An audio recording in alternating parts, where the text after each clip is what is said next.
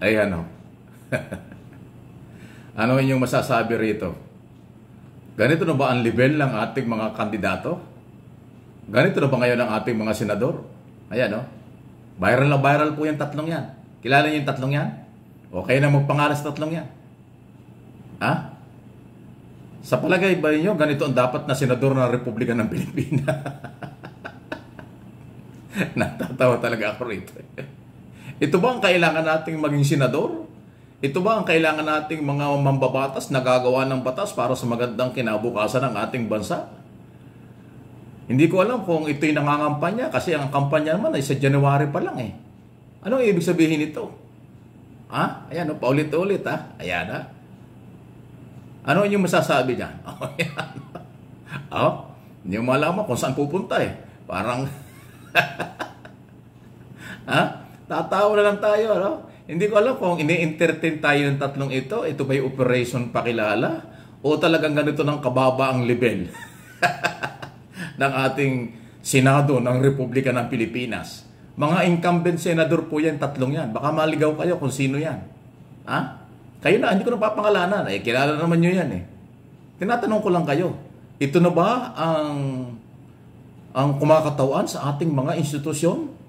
Ganito ba ang kailangan natin sa susunod na eleksyon at susunod na mga panahon na hahawak ng mga sensitibong posisyon sa pamahalaan ang mga senador ng Republika ng Pilipinas? Oh, yan.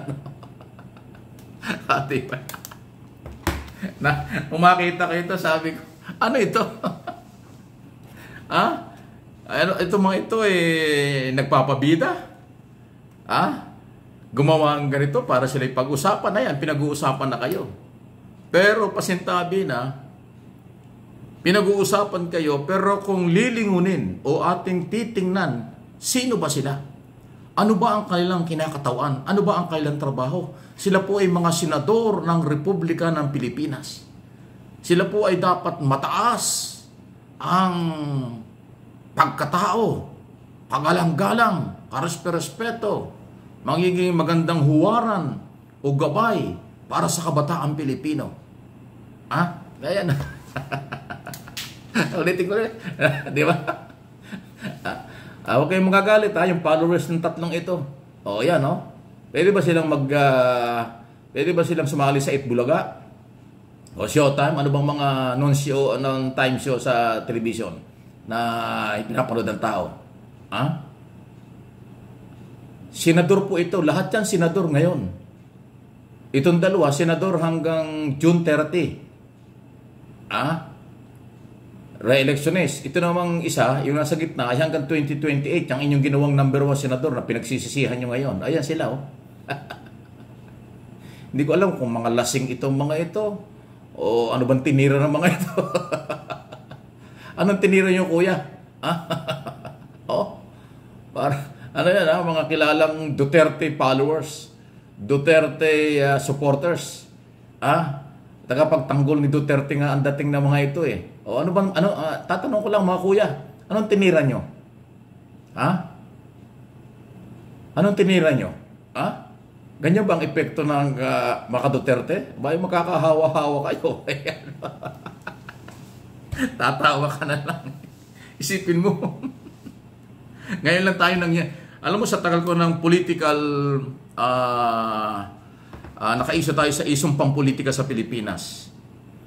Political, sabihin ko rin, political analyst, political media practitioner, media analyst, kung ano-anong pinagdaanan na natin eh. Sa halos 3 dekada na natin sa broadcast industry sa Pilipinas. Ngayon lang ako nakakita ng ganyan mga senador. Di ba? Nakita ba nyo na dati si Enrile, si Salonga, Manlapos, yung dating Recto, Miriam Santiago, at yung magagaling na mga senador ng araw. Sina Joker Arroyo, Sagisag, Tanyada, Jokno. Yan po yung mga veterano mga senador. Nakita nyo, gumawa ba ng ganyan? Hindi. Wala. Ngayon lang. 19th Congress. Kaya ano inyong masasabi doon? Tayo ba ini-entertain nila? Tayo ba pinatatawan niya? Tayo ba ay ano bang gusto nilang palabasin? Baka naman kaya tayo sunod-sunod nakakaranas ngayon ng typhoon. Weekly, mayroong super typhoon. Baka naman tayo kaya binabagyo dahil itong tatlong ito. Ha? May kinalaman kaya yung sunod-sunod na bagyo sa Pilipinas dito sa ginagawa ng tatlong ito? O sige, panoorin ulit nyo. Manood kayo para maaliw-aliw kayo. Dalawa lang yan. Pwede kayong matuwa, pwede kayong mabwisit. Ayan, ayaw nang gumalaw, oh. Ayan. Ha? Ito ba ang dahilan kung bakit nagkaroon ng super typhoon? Ha? Na ang Taga-Luzon na binubugbog.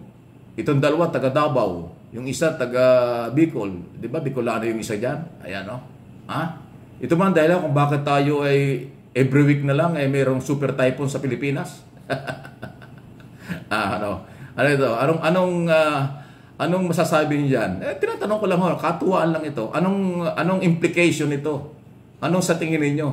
Ito ba ang solusyon sa naghihirap ng mga Pilipino? Ito ba ang solusyon sa mga biktima ng typhoon? Ito ba ang solusyon sa mga extrajudicial killing? Ito ba ang solusyon sa human rights violation? Ito ba ang solusyon sa mga mga bank account na hindi malaman kung saan galing ang pera? Ito ba ang solusyon ng mga until now ay lumuluhang pamilyang Pilipino dahil naghahanap ng katarungan? Pag ito nakita ng mga taga-ICC, baka sabihin ng mga taga-ICC, hulihin na natin ang isa dyan. Yung isang yan kasama sa ICC yan.